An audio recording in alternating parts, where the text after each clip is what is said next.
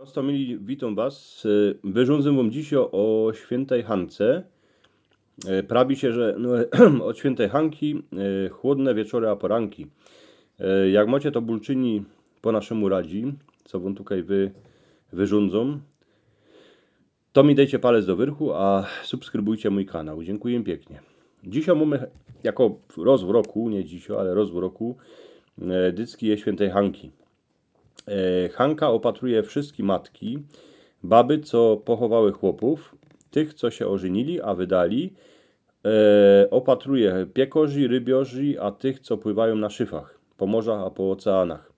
Jest to najważniejsze święto w lipcu. Dzisio, jako na świętej Hanki, mają a i swoje miano wszystkie Hanki, Anny.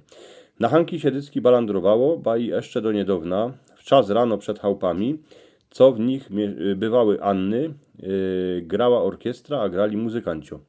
Dla chłopów a synków to święto też jest płatne, bo się bai wierzyło, że jak chłopiec w ten dzień pozno jakąś dziołuchę, a zaczną pospołu mówić, to się ożenią, a będą żyć długi roki, a we szczęściu, a będą się zgodzać.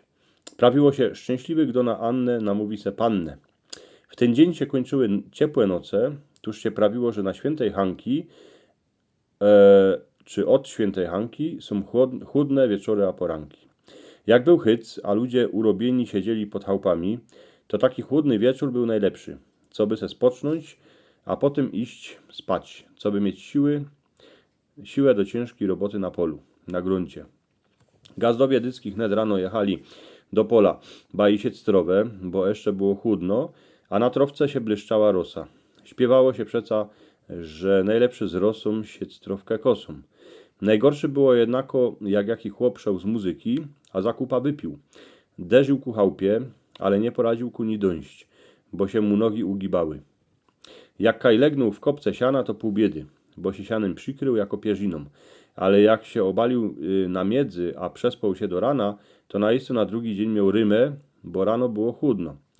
Jako ludzie na to przyszli, że od świętej Hanki rano, a wieczór je chłódek. Kupa roków się dziwali na przyrodę, jaki je czas.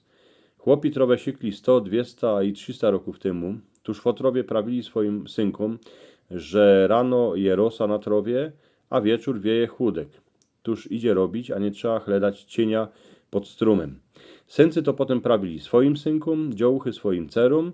Tuż jedna generacja to wszystko prawiła drugi, a ta następnej. I tak to te wszystkie generacje se prawiły jedna drugi.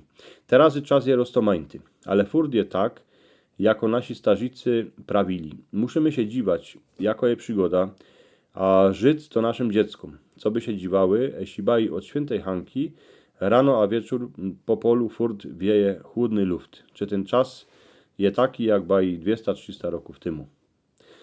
Roztomili pyty, macie takie dwa obrazki, po jednej a po drugiej stronie.